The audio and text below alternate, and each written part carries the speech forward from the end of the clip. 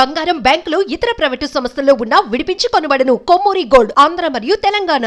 ఆంధ్రప్రదేశ్ లో ప్రస్తుతం హత్య రాజకీయాలకు సంబంధించి వార్త హల్చల్ అవుతోంది. ఎందుకంటే వినుకొండలో జరిగిన హత్యకు సంబంధించి ప్రస్తుతం రాజకీయ దుమారం రేపుతున్న పరిస్థితి మనకు కనిపిస్తోంది. సో ఈ హత్య ఉదంతంపై మాజీ ముఖ్యమంత్రి వైఎస్ జగన్మోహన్ రెడ్డి గారు ట్వీట్ చేశారు. ఆ ట్వీట్ లో ఆయన ఏం పేర్కొన్నారో ఒకసారి ఇక్కడ మనం క్లియర్ గా అబ్జర్వ్ చేద్దాం. రాష్ట్రంలో రాక్షస పాలన కొనసాగుతోంది. లా అండ్ ఆర్డర్ అన్నది ఎక్కడ కనిపించట్లేదు. ప్రజల మాన ప్రాణాలకు రక్షణ లేకుండా పోయింది.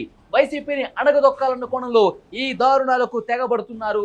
కొత్త ప్రభుత్వం వచ్చి నెల రోజుల్లోనే ఏపీ అంటే హత్యలు, అత్యాచారాలు, రాజకీయ కక్షలతో చేస్తున్నటువంటి ఈ దాడులు, విధ్వంసాలకు చిరునామాగా ఏపీ మారిపోయిందంటున్నారు. నిన్నటి వినుకొండ హత్య ఘటన దీనికి పరాకాష్ట. నడి రోడ్డుపై జరిగిన ఈ దారుణకాండ ప్రభుత్వానికి సిగ్గుచేటు. ముఖ్యమంత్రి సహా బాధ్యతతో వ్యవహరించాల్సిన వ్యక్తులు రాజకీయ దురుద్దేశాలతో వెనకుండి ఇలాంటి దారుణాలను ప్రోత్సహిస్తున్నారు. ఎవరి స్థాయిలో వాళ్ళు రెడ్ బుక్ రాజ్యాంగాన్ని అమలు చేస్తూ పోలీసు సహా యంత్రాంగాలన్నింటినీ నిర్వీర్యం చేశారు. నేరగాళ్లు, హంతకులు చెలరేగిపోతున్నారు. అధికారం శాశ్వతం కాదని, హింసాత్మక విధానాలు వీడాలని చంద్రబాబుని గట్టిగా హెచ్చరిస్తున్నాను అంటున్నారు జగన్మోహన్ రెడ్డి గారు. కొత్త ప్రభుత్వం ఏర్పడిన తర్వాత జరిగిన హింసాత్మక ఘటనలపై కేంద్ర ప్రభుత్వ ఏజెన్సీలతో ప్రత్యేక విచారణ జరగాల్సిన అవసరం ఉంది. రాష్ట్రంలో దిగజారిన శాంతి భద్రతల పరిస్థితులపై దృష్టి పెట్టాలని ప్రధానికి, హోంమంత్రికి విజ్ఞప్తి చేస్తున్న కార్యకర్తలు ఎవరు కూడా అధైర్యపడవద్దని చెప్పి జగన్మోహన్ రెడ్డి గారు చెప్తున్నారు. హత్యకు గురైనటువంటి రషీద్ కుటుంబానికి ప్రగాఢ సంతాపం తెలియజేస్తున్నాను అని చెప్పి చాలా స్పష్టంగా జగన్మోహన్ రెడ్డి గారు ట్వీట్ చేసినటువంటి పరిస్థితి ఇక్కడ కనిపిస్తోంది.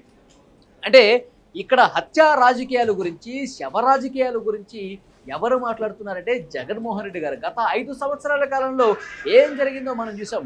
ఎలాంటి ఇబ్బందులు గురి చేశారు అంటే బాధితుల మీదే రివర్స్గా కేసులు పెట్టిన ఉదంతాలు గత 5 సంవత్సరాల కాలంలో చూసాం. ఇప్పుడు దెయ్యాలు వేదాలు వల్లిస్తున్నట్టుగా జగన్మోహన్ రెడ్డి గారు హత్యా రాజకీయాలు ప్రోత్సహిస్తున్నారు. ఎవరి స్థాయిలో వాళ్ళు రెడ్ బుక్ అమలు చేస్తున్నారంట. సో ఎంత హాస్యాస్పదంగా ఉందంటే జగన్మోహన్ రెడ్డి గారు చెప్పింది. ఇక్కడ రాష్ట్రంలో జరిగిన ప్రతి హత్యాకాండను కూడా ప్రభుత్వం మీద రుద్దేసి ఇది ప్రభుత్వం చేస్తుంది, ప్రభుత్వం మీద ఏదో రకంగా బురద చల్లాలనేటువంటి కాంక్ష తప్పించి వేరేదేమీ కనిపించట్లేదు. సో దీని మీద కొంతమంది అనాలిసిస్ చేయాల్సినటువంటి అవసరం తప్పకుండా కనిపిస్తుంది. సో న్యూస్ రూమ్ నుంచి పొలిటికల్ ఎడిటర్ కట్టా కార్తీక్ మనకి లైవ్లో జాయిన్ అయ్యారు. కార్తీక్, జగన్మోహన్ రెడ్డి గారి ట్వీట్ని చూసిన తర్వాత మీకు ఏమర్థం ఏం చెప్పండి? సహజంగా ఎక్కడ ఎవరి మీద ఎవరు హత్యా ప్రయత్నం హత్య చేసినా తీవ్రంగా ఖండించాల్సిందే. దాంట్లో రెండో అభిప్రాయం లేదు. నేను జరిగినటువంటి హత్యాకాండని తీవ్రంగా నిరసిస్తున్నాను, ఖండిస్తున్నాను.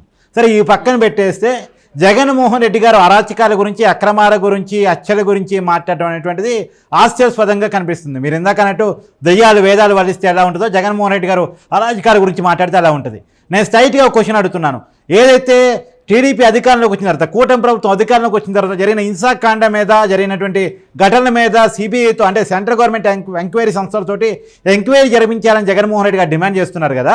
సరే, మీ డిమాండ్ సరే సహేతుకమేమో, ఆలోచిద్దామేమో, ఓకే, అవన్నీ పక్కన పెట్టండి.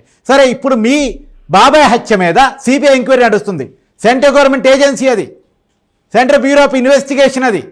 సో అది ఎంక్వైరీ చేస్తుంది. ఆ ఎంక్వైరీకి మీరు మీ 5 సంవత్సరాల పరిపాలన కాలంలో ఏ మేరకు సహకరించారు? మీ ఎంపీ, మీ పార్టీ నుంచి కడప ఎంపీగా ప్రాతినిధ్యం వహిస్తున్న అవినాష్ రెడ్డి మీద నిందితుడిగా కేసు నమోదైంది. అవినాష్ రెడ్డి సిబిఐ అరెస్ట్ చేద్దామని వస్తే మీరు అడ్డుకున్నారు మీ పోలీసుతో, మీ కార్యకర్తలతో కర్నూలు హాస్పిటల్ దగ్గర. అవునా కాదా? అవును. ఇప్పుడు మీ బాబాయ్ హత్య గురించి మాట్లాడే దమ్ము, హక్కు మీకు లేదు. కానీ రాష్ట్రంలో జరిగే ఇతర హక్కుల గురించి, హత్యల గురించి మీరు మాట్లాడటం హాస్యాస్పదంగా ఉంది. జగన్మోహన్ రెడ్డి గారు ఇవాళ వినుకొండ వస్తారని జగన్మోహన్ రెడ్డి గారు మాట్లాడుతున్నారు. రండి, వినుకొండ రాష్ట్రంలో ఎక్కడైనా పర్యటించే హక్కు మీకు ఉంది. నారా లోకేష్ గారిని పాదయాత్ర చేసుకుండా ఆపాలని చూసింది మీరు. టీడీపీ ఆఫీస్ మీద గుండాలను పంపించి దాడి చేసింది మీరు. చంద్రబాబు నాయుడు మీద ఇంటి మీద దాడికి వెళ్ళినందుకు జోగి రమేష్కి మంత్రి పదవి ఇచ్చింది మీరు. చంద్రబాబు నాయుడిని బూతులతో తిట్టేందుకు కొడానానికి మంత్రి పదవి ఇచ్చింది మీరు. పవన్ కళ్యాణ్ని, చంద్రబాబుని ఇష్టం వచ్చినాడు తిడుతున్నందుకు రోజాకి, అంబటి రాంబాబుకు మంత్రి పదవులు ఇచ్చింది మీరు. కేవలం అనిల్ కుమార్ యాదవ్కి కేవలం వీళ్ళని తిడుతున్నారని కారణం చేత మంత్రి పదవి ఇచ్చింది మీరు. అంటే బూతులు తిట్టే వాళ్ళకి పదవులు ఇచ్చారు, దాడులు చేసే వాళ్ళకి పదవులు ఇచ్చారు. అరాచకాలకు, విధ్వంసాలకు 5 సంవత్సరాల పరిపాలనా కాలాన్ని మీరు మొత్తం కేటాయించారు. మీ 5 సంవత్సరాల పరిపాలనా కాలం విధ్వంసం కాండ కాదా నేను ప్రశ్నిస్తున్నాను. జగన్మోహన్ రెడ్డి గారు, మీరు వినుకొండ వచ్చే ముందు నా స్ట్రైట్ క్వశ్చన్ ఒకటే ఒక్క ప్రశ్న, దానికి సమాధానం చెప్పి వినుకొండ రండి. నా స్ట్రైట్ క్వశ్చన్ ఏంటి అంటే, మీ పరిపాలన ప్రజావేదిక కూల్చివేయడంతో స్టార్ట్ అయింది. చివరికి వాలంటీర్లు మిమ్మల్ని నమ్ముకొని జాబులో జాయిన్ అయినటువంటి మీరు చెప్పబడుతున్న మీ పార్టీ కార్యకర్తలను జాబులోని తీసేసి రోడ్డు మీద పడేయడంతో ఎండైంది. అంటే ఒకటి ఫస్ట్ ప్రజావేదికను కూర్చివేయడంతో స్టార్ట్ అయిన జగన్మోహన్ రెడ్డి గారి పరిపాలన కొన్ని వేల మంది జీవితాన్ని రోడ్డు మీద పడేయడంతో ముగిసింది. అవునా కాదా? ఈ విధ్వంసానికి బాధ్యులు మీరా కాదా? సమాధానం చెప్పండి. మీ హయాంలో జరిగిన విధ్వంసకాన్ని ఎంతో చెప్పండి. మరి మీ హయాంలో నంద్యాలలో హత్య జరిగితే మీరు ఎందుకు రాలేదు? మీ జిల్లాలో ప్రకాశం జిల్లాలో హత్య జరిగితే మీరు ఎందుకు రాలేదు? ఇదే పర్నాడు జిల్లాలో ఊరికి మధ్య వెత్తులకి మధ్య ఊళ్ళో గోడ కట్టేశారు. ఊళ్ళో గోడ కట్టేసి ఇటువైపు మీరు రావద్దు, ఈ ఊరు ఖాళీ చేయండి అని చెప్పేసి హుకుం జారీ చేసి అనేక మంది టీడీపీ కార్యకర్తలను వైసీపీ వ్యతిరేకులను ఊళ్ళు ఖాళీ చేపించారు. బతకడానికి అవకాశం లేకుండా చేశారు. చివరికి స్థానిక సంస్థల ఎన్నికలు వస్తే బోండా ఉమ్మ వల్లరామయ్య వాళ్ళ పార్టీ తరఫున ప్రచారంకి వెళుతుంటే కారు మీద దాడి చేసి చంపే ప్రయత్నం చేశారు. డాక్టర్ సుధాకర్ని అత్యంత కిరాతకంగా మాస్క్ లేదు కరోనాలో అన్నందుకు అత్యంత దారుణంగా చంపి చూపించారు. మరి డాక్టర్ సుధాకర్ చచ్చిపోయినప్పుడు జగన్మోహన్ రెడ్డి గారు తాడేపల్లి ప్యాలెస్లో తలుపులు మూసుకుని ఎందుకు కూర్చున్నారు? ఆ రోజు ఎందుకు రాలేదు సుధాకర్ గారి దగ్గరికి? తర్వాత వీళ్ళ పార్టీ ఎమ్మెల్సీ అనంతబాబు ఒక కారు డ్రైవర్ని సుబ్రహ్మణ్యం అనే కారు డ్రైవర్ని చంపేసి డోర్ డెలివరీ చేస్తాడు. ఆయన ఎమ్మెల్సీ పదవిని కూడా సస్పెండ్ ఎందుకు చేయలేదు మీరు? ఆ రోజు ఆయన అరెస్ట్ చేసి జైలు ఎందుకు పెట్టలేదు మీరు? ఇలా హత్యల గురించి, హత్యాకాండ గురించి, దుర్మార్గాల గురించి మీరు మాట్లాడతారా? మీ బాబాయ్ హత్య కేసుని ప్రస్తావించే దమ్ము మీకు లేదు. మీ టైంలో జరిగినటువంటి దళితుల హత్యాకాండ మీద మాట్లాడే హక్కు మీకు లేదు. తర్వాత మీ టైంలో అమ్మాయిలు ఎంతమంది అమ్మాయిలు మిస్సింగ్ అయ్యారు, ఎంతమంది అమ్మాయిలు అత్యాచారకు గురయ్యారు, ఎంతమంది అమ్మాయిలు కాన్ రాకుండా వెళ్ళిపోయారు, వీరందరికీ సమాధానం చెప్పి జగన్మోహన్ రెడ్డి గారు వినుకుంటే రావాలి అని చెప్పేసి నేను స్పష్టంగా డిమాండ్ చేస్తున్నాను. రెడ్ బుక్ అమలు అవుతుందంట. కార్తిక్ గారు, రెడ్ బుక్ అమలు చేస్తున్నారు. ఎవరి స్థాయిలో వాళ్ళు రెడ్ బుక్ ని అమలు చేస్తూ నిత్యం హింసాకాండను ప్రేరేపిస్తున్నారు. ఇక్కడ ప్రభుత్వం వచ్చిన దగ్గర నుంచి, కూటమి ప్రభుత్వం వచ్చిన దగ్గర నుంచి ఇప్పటి వరకు జరిగిన అన్ని హత్యల మీద కేంద్ర ఏజెన్సీలతో దర్యాప్తు చేయాల్సిన అవసరం ఉంది. వాళ్ళకి కలిసి అడుగుతాను, లెటర్లు కూడా రాస్తానని చెప్పేసి జగన్మోహన్ రెడ్డి గారు చెప్తున్నారు. ఎస్, మీరు అనేది రెడ్ బుక్ ప్రస్తావన జగన్మోహన్ రెడ్డి గారు తీసుకొచ్చారు కాబట్టి సమానం చెప్తున్నా. రెడ్ బుక్లో ఉన్నటువంటి ఎవరైతే వైసీపీ సోకాల్డ్ నిందితులు ఉన్నారో, అంటే రెడ్ బుక్ అంటే ఏందనేది ఫస్ట్ డిఫైన్ చేసి తర్వాత నేను రెడ్ బుక్ ఏం చేస్తున్నారు ఏంటి అని చెప్తాను. రెడ్ బుక్ ఆ రోజు నారా లోకేష్ గారు ఎవరైతే టీడీపీ కార్యకర్తల మీద అత్యాచారాలకు, హత్యలకు, దాడులకు చేస్తున్నారో, ఎవరైతే రాజ్యాంగాన్ని తొంగలో దొక్కి అధికార దుర్వినియోగానికి పాల్పడుతున్నారో, ఎవరైతే అరాచకంగా అక్రమంగా ప్రజల ఆస్తులని కబ్జాలకి పాల్పడుతున్నారో, ఎవరైతే ప్రకృతి ఆస్తులని, ప్రకృతి సహజ సంపదని దోచుకుంటూ వెళుతున్నారో వాళ్ళందరినీ కూడా ఒక వాటిని చేర్చేసి ఎవరు చట్టాన్ని ఫాలో కాకుండా కేవలం రాజారెడ్డి రాజ్యాంగాన్ని ఫాలో అవుతూ వాళ్ళు ఇష్టారాజ్యంగా ప్రవర్తిస్తున్నారో వాళ్ళందరినీ నోట్ చేసి వీళ్ళందరికీ చట్ట ప్రకారం పనిష్మెంట్స్ ఉంటాయి, వాళ్ళందరి పేర్లు రెడ్ బుక్లో రాసుకుంటున్నాను, వాళ్ళందరికీ చట్ట ప్రకారం పనిష్మెంట్స్ ఉంటాయని నారా లోకేష్ గారు హెచ్చరించారు. చట్ట ప్రకారమే ఈరోజు పనిష్మెంట్స్ ఎడుతున్నాయి. రఘురామ కృష్ణరాజు గారిని జైల్లో పడేసి కొట్టి చిత్రహింసలకు గురి చేసి చట్టాన్ని ఫాలో కాకుండా అతను హార్ట్ సర్జరీ చేసుకున్నాడని తెలిసి కూడా అతని మీద ఒక ఎంపీ మీద, వాళ్ళ పార్టీ తరఫున గెలిచిన ఎంపీ మీద కూడా హత్యా ప్రయత్నం చేసినటువంటి వాళ్ళ మీద చట్ట ప్రకారం కేసులు నమోదయ్యాయి. సంజీవ్ కుమార్ ఇలాంటి వాళ్ళ మీద. సో జగన్మోహన్ రెడ్డి గారి మీద కూడా చట్ట ప్రకారమే కేసు నమోదైంది. చట్ట ప్రకారమే విచారణ ఉంటుంది. జగన్మోహన్ రెడ్డి అయ్యాలో చట్టం ఎలా ఉండేది, చంద్రబాబు గారు అయ్యానో చట్టం ఎలా ఉండేది, మీకు ఒక చిన్న ఎగ్జాంపుల్ చూపిస్తా. ఒక ఎగ్జాంపుల్ చెప్తా. ఏంటంటే జగన్మోహన్ రెడ్డి గారి హయాంలో ఫస్ట్ అరెస్ట్ చేసిన తర్వాత ఎఫ్ఐఆర్ ఉండేది, అరెస్ట్ చేసిన తర్వాత కేసు ఉండేది.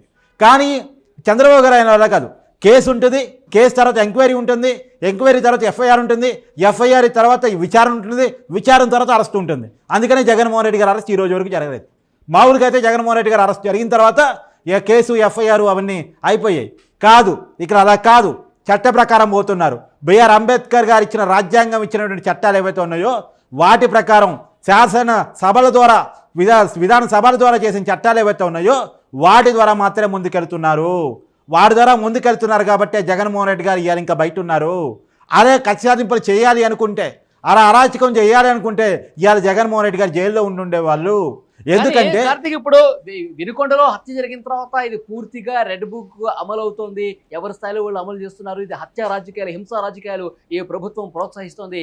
ఎక్కడికక్కడ తమ పార్టీ కార్యకర్తల్ని ఇట్లా చంపేసి హింసకు కారణమవుతుందని చెప్పి మాట్లాడుతున్న జగన్మోహన్ రెడ్డి గారు రేపు నేరుగా వినుకొండకే వచ్చి ఉద్రిక్తతలు మరింత పెంచే ఒక కుట్ర జరుగుతుందని ఒక సమాచారం వస్తుంది. ఎందుకంటే ఆ పార్టీకి సంబంధించిన నాయకులు కార్యకర్తలు ఇప్పటికే మాట్లాడుతున్నారు, మా నాయకుడు వస్తున్నాడు, మా నాయకుడు రంగంలోకి దిగాడు, మా నాయకుడు బరిలోకి దిగాడు, రండ్రా ఇప్పుడు చూసుకుందాం, ఇలాంటి వ్యాఖ్యలు వినిపిస్తున్నాయి మనకి. అంటే దీన్ని ఏ విధంగా మనం అర్థం చేసుకోవాలి? క్షేత్రస్థాయిలో పర్యటనలు ఇలాంటి సమయాల్లో చేసి ఏం మెసేజ్ ఇద్దామని? పల్నాడు జిల్లాలో అనేక హత్యలు ఉన్నప్పుడు ఆ రోజు ఎందుకు రాలేదు? పక్కనే కదా మరి. ఆ రోజు ఎందుకు రాలేదు వినుకొండకి?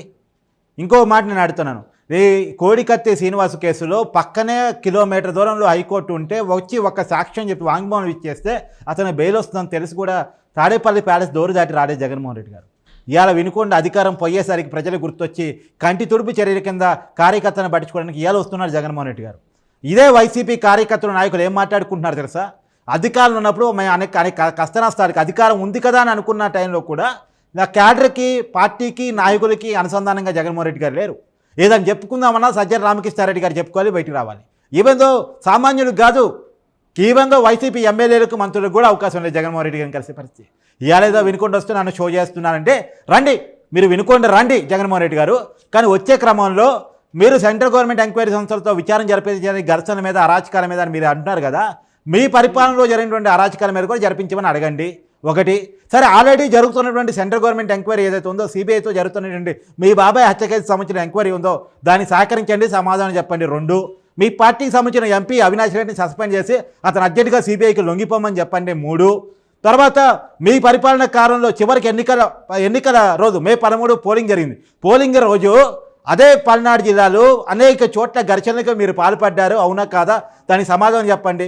ఏమైనా నరసరావుపేటలో సామాన్యుని చెంపదెబ్బ కొట్టాడు మీ పార్టీ ఎమ్మెల్యే, తర్వాత ఈవీఎంను పాల్గొట్టాడు మీ పార్టీ ఎమ్మెల్యే, తర్వాత కత్తులు కటాలతో తిరిగాడు మీ పార్టీ ఎమ్మెల్యే పెద్దిరెడ్డి అనంతపురం జిల్లాలో, తర్వాత పులవర్తి నానిని కత్తులతో కటాలతో చంపబోయారు, అతను మీ పార్టీ ఎమ్మెల్యే చివరెడ్డి భాస్కర్ రెడ్డి కొడుకు.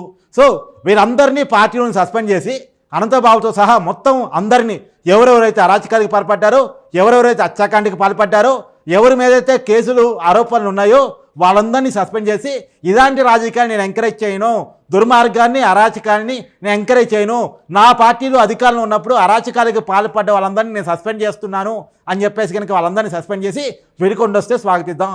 అలా కాకుండా అక్కడ ఉదితే రెచ్చగొట్టే దానికోసం ఒక అనుమానం రాష్ట్ర ప్రజలకు కలుగుతుంది అంటే, వైసీపీ కార్యకర్తలే రెచ్చగొట్టేసి, రాళ్ళు వేసేసి, ఘర్షణలు చోటు చేసుకుని చేసి, హత్యాకాండ చేసేసి మళ్ళీ వైసీపీ వాళ్ళే ఏడుస్తున్నారా? ఎందుకంటే జగన్మోహన్ రెడ్డి గారు బయటకు రావడానికి ఏదో కారణం కావాలి. ఎందుకంటే గతంలో కూడా ఆయన పర్యటన అనేక డ్రామాలు నడిచాయని చాలా ఉనికడి. ఓదార్పు యాత్రలో కూడా అంత డ్రామా బ్యాచ్ ఒకటి ఉంటుంది. వాళ్ళనే జగన్మోహన్ రెడ్డి గారు ఓదిస్తారు, వాళ్ళనే కంటి తుడుపు చేస్తారు, వాళ్ళ నెత్తి మీద గుడ్డలేస్తారు, వాళ్ళ నెత్తి మీద ముద్దులు పెడతారు, వాళ్ళ నెత్తి మీద ఓదారుస్తారు అని ఓ చర్చ ఉండేది. అలాంటి పని ఏమైనా చేస్తుందా? ఎందుకంటే చంపడమే వైసీపీ కొత్త కాదు, చంపడమే వైసీపీ జగన్మోహన్ రెడ్డి గారికి కొత్త కాదు. ఎందుకంటే బాబాయ్ హత్య కేసు ఆరోపణలు కూడా జగన్మోహన్ రెడ్డి గారి మీద ఉన్నాయి, వాళ్ళ పార్టీ మీద ఉన్నాయి. కాబట్టి అనేక హత్యాకాండలకి వాళ్ళ కారణం. కాబట్టి ఇలాంటి ఏమైనా డ్రామాటిక్స్ ఏమైనా ప్లే చేస్తున్నారా? ఎందుకంటే 22వ తారీఖు అసెంబ్లీ స్టార్ట్ కాబోతుంది. అసెంబ్లీ స్టార్ట్ చేసే ముందు ఏదో ఒక వాదమో వివాదమో లేపాలి. కాబట్టి ఈ వివాదాన్ని లేపుతున్నారా జగన్మోహన్ రెడ్డి గారు అనే అనుమానం కూడా రాష్ట్ర ప్రజల్లో కలుగుతూ ఉంది. మరి సో మొత్తానికి చూసుకుంటే వైఎస్ జగన్మోహన్ రెడ్డి గారు చేసిన ట్వీట్ రాజకీయంగా ఒక దుమారం రేపిన పరిస్థితి కనిపిస్తుంది. వినుకొండలో జరిగినటువంటి ఈ హత్య ఘటనకు సంబంధించి ఉద్రిక్తతలు రాజేయడానికే జగన్మోహన్ రెడ్డి గారు వస్తున్నారు. ఈ శవ రాజకీయాలు మానుకోండి, హత్య రాజకీయాలు మానుకోండి, శవాల మీద పేలాలు ఎరుకునే కార్యక్రమం దీన్ని ఇక బంద్ చేయండి. గతంలో మీరు ఈ విధంగా చేస్తేనే ప్రజలు మీకు 11 స్థానాలతో బుద్ధి చెప్పారు, ఇకనైనా మీ పద్ధతిని మార్చుకోండి. ఈ ప్రభుత్వం శాంతి భద్రతలను పరిరక్షిస్తుందని నారా లోకేష్ గారు కూడా స్పందించిన పరిస్థితి కనిపిస్తుంది. ఈ ప్రభుత్వం నిందితులు ఎవరైనా సరే చట్ట ప్రకారం వాళ్ళని శిక్షించే పని తీసుకుంటుంది. ఈ ప్రభుత్వం శాంతి భద్రతలను కాపాడుతుంది. ఎవరు ఏ రాజకీయం చేసినా ప్రజలు అన్ని గమనిస్తూనే ఉన్నారని చెప్పి వారు కూడా చెప్పిన పరిస్థితి కనిపిస్తుంది. చూద్దాం వినుకొండ వచ్చిన తర్వాత ఇంకా ఎలాంటి పరిణామాలు కనిపిస్తే, రాజకీయంగా ఇంకా ఎలాంటి సంఘటనలు చోటు చేసుకుంటాయో కూడా చూద్దాం.